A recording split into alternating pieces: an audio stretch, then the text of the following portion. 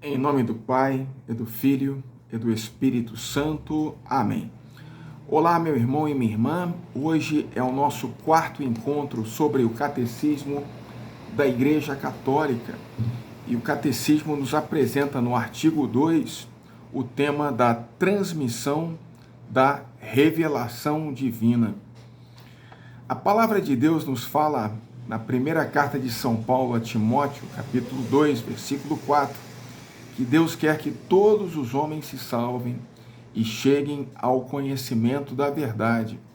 Ora, nós sabemos que a plenitude da verdade está em Jesus Cristo, que é o caminho, a verdade e a vida, e que Jesus, ele confia essa revelação aos seus apóstolos e lhes ordena: ide por todo o mundo e anunciai o evangelho a toda criatura.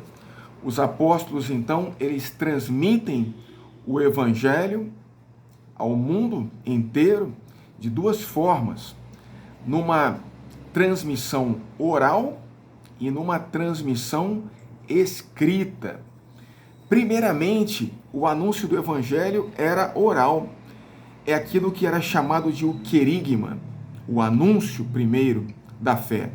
Jesus morreu, Jesus ressuscitou, Jesus é o Senhor. Esse era o cerne da pregação apostólica. E mais tarde começam a ser compilados também, a partir do mistério pascal da morte e ressurreição, os ensinamentos de Jesus, os seus milagres, os seus encontros, as suas curas.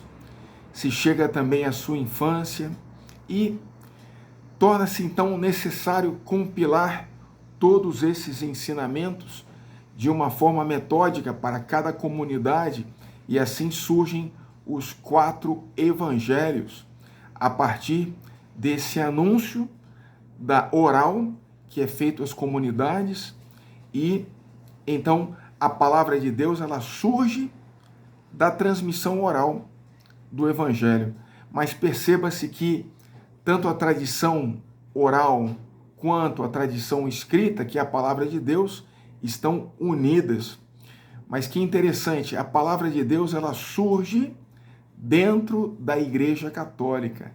Então a palavra de Deus pertence à Igreja Católica e ambas, a palavra de Deus e a tradição oral, que se perpetuam de uma forma viva nesses 2000 anos de cristianismo, eles são explicados e são protegidos e guardados pelo magistério da igreja, porque Jesus confiou à sua igreja o poder das chaves, e a união dessa tradição apostólica ela está na figura de São Pedro e dos apóstolos, e os sucessores dos apóstolos são os bispos.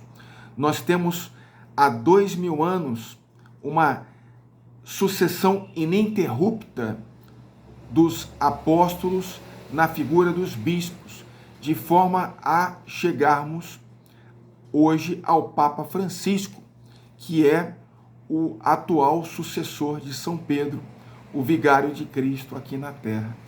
E uma expressão muito bela do magistério da Igreja está na definição dos dogmas da nossa fé. Os dogmas, muito mais do que algo que vem para nos engessar, né, para nos prender, eles são luzes no caminho da nossa fé. Eles nos iluminam e tornam seguro o nosso caminhar na fé.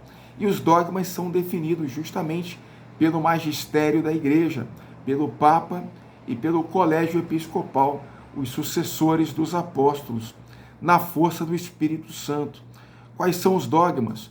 O dogma da Santíssima Trindade, o dogma da encarnação, o dogma da união hipostática, Jesus, ao mesmo tempo verdadeiro Deus e verdadeiro homem, os dogmas da Virgem Maria, os dogmas marianos, ou seja, a maternidade divina, a Imaculada Conceição, a virgindade perpétua, o dogma da Assunção.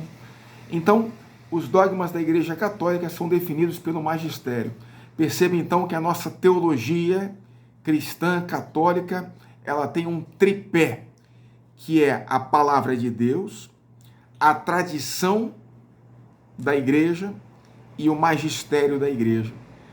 Essa tradição da igreja, ela vai compreender tudo aquilo que é transmitido nesses 2000 anos de história, de forma oral, por exemplo, na vida dos santos, nos primeiros teólogos, Santo Agostinho, Santo Ambrósio, São Jerônimo, a vida dos santos no decorrer desses 2000 anos.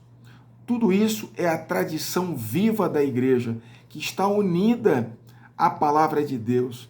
Mas a fé católica não está só na palavra de Deus, mas está também na tradição oral, nessa tradição que está no ensinamento da igreja, né? Na vida, na fé que é vivida pelos cristãos, né? E o magistério, ele vai, portanto, explicar para nós aquilo que está contido na palavra de Deus e aquilo que está contido na tradição da Santa Igreja. Nesse sentido, meu irmão e minha irmã, o senso comum dos fiéis vai também nos ajudar a compreender as verdades da fé. O senso comum dos fiéis é aquilo que o conjunto da igreja, dos fiéis batizados, pedras vivas do corpo de Cristo, compreendem sobre a fé. Por exemplo, numa explicação e num exemplo claro, a declaração de São José como patrono universal da igreja, ela é um pedido, é um clamor da Igreja Universal, dos fiéis, de forma que o Papa Pio IX, ele não pode negar, e ele declara, então, São José como patrono da Igreja Universal. Dessa maneira, meu irmão e minha irmã, o crescimento da compreensão da fé, ele vai nesse tripé do magistério da Igreja, da tradição eclesial, que é viva e está continuando na minha vida, na tua vida, na vida dos santos e na palavra de Deus. Tradição, escritura e o magistério. Que a Virgem Maria nos ajude, então, a crescer na fé. Em nome do Pai, do Filho e do Espírito Santo. Amém.